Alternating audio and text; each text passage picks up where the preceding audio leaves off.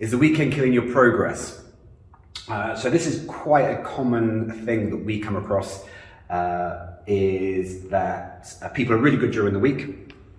So they come and see us, we set the nutrition plan up, and let's say, for example, it's a woman in her mid-30s and doing the body scan, looking at the calories, lifestyle and all of that. We set her calories at around 1,500 a day. Okay?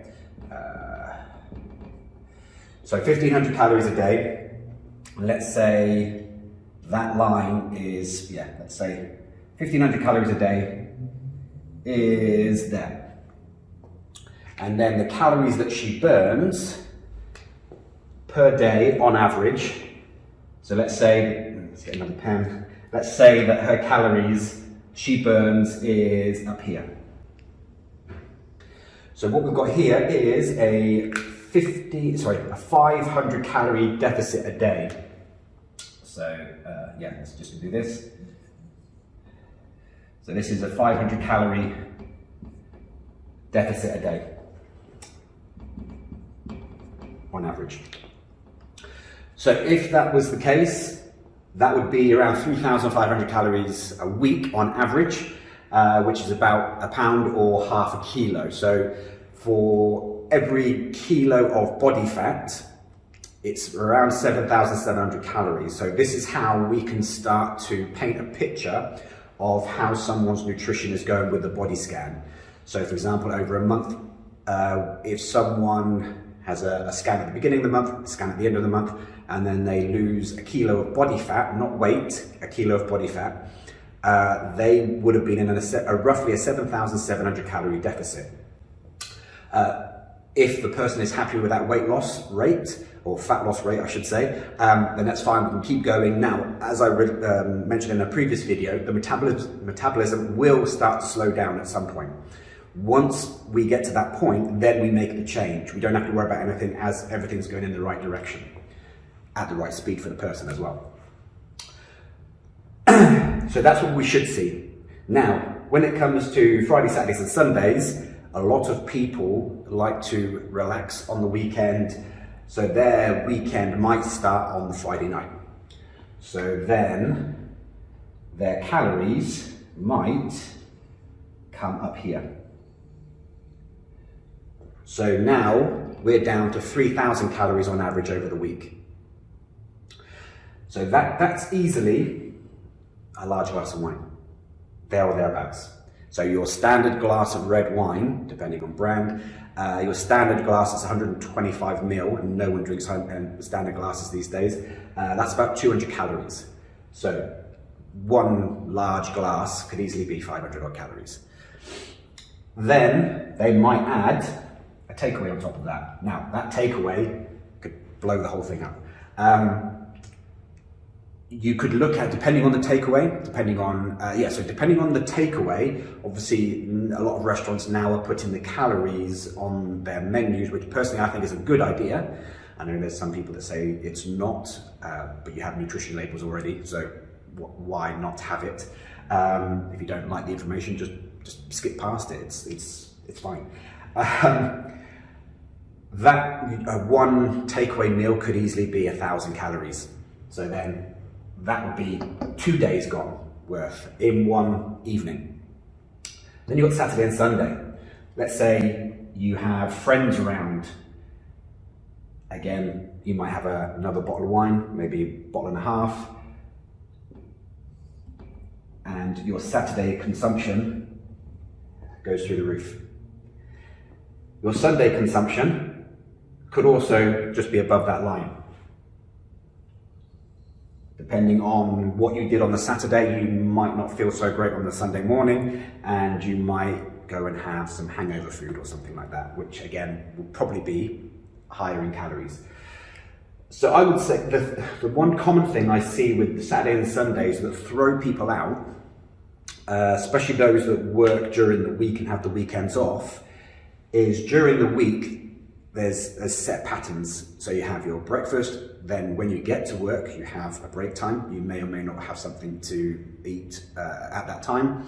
You then have a lunch break. Typically, most people have that lunch break. They go back to work. Then parents might have to leave work, obviously, for the school run. And then you've got all the kids' activities in the evening. So your day in the week can almost be set mini routines that you have to cover.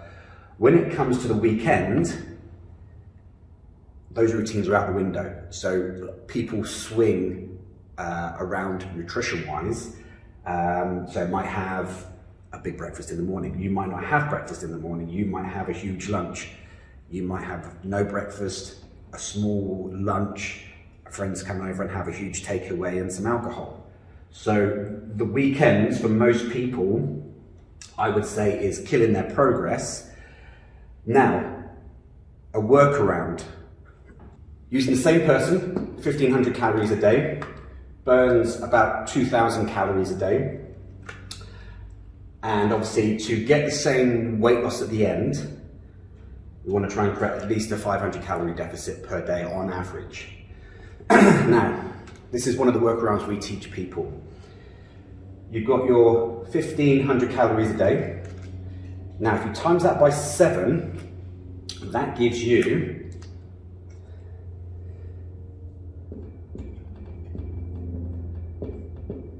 that's per week. So you call that your calorie bank. Okay?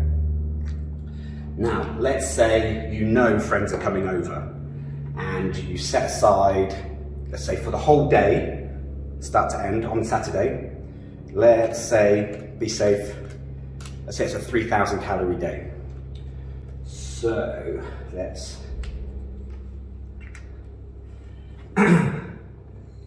blow this up again. So let's say this is a 3,000 calorie day. That means you're then down to 7,500 calories remaining for the other 6 days. Now, if we divide that by 6, as long as you don't go over those days, your days on average is then dropped down to 1,250 calories per day. That gives you Saturday to enjoy yourself. So when people say you have to have X amount of calories per day, otherwise you've blown it, it's not correct. You can do, so if a trainer or a nutritionist says you have to eat this many calories a day, otherwise you won't burn off fat, it's incorrect, because you can look at diets called calorie cycling. So calorie cycling or carb cycling, your calories fluctuate day to day. If you don't go over your calorie bank number for the week, you can actually go up and down. So, for example, we had the 1,500 calories here. So for the other 6 days, your calories will drop down slightly, which will allow you that 3,000 calorie day there. Let's say, for example, you have more calories here, for example. So you still try to control them, but you had a little bit more. What you can do, because this was a planned event, what you can do then is, because it's the end of the week, you could then take the difference, that number there, you can take that out of next week's numbers here. So basically we would bring that back up again for Monday. What you can do is borrow these calories for that Sunday. So that Sunday, you drop your calories on the Monday, and then on the Tuesday, Wednesday, Thursday, Friday, Saturday, Sunday, you then have that average there. So you don't need to eat the 1,500 calories a day to burn fat.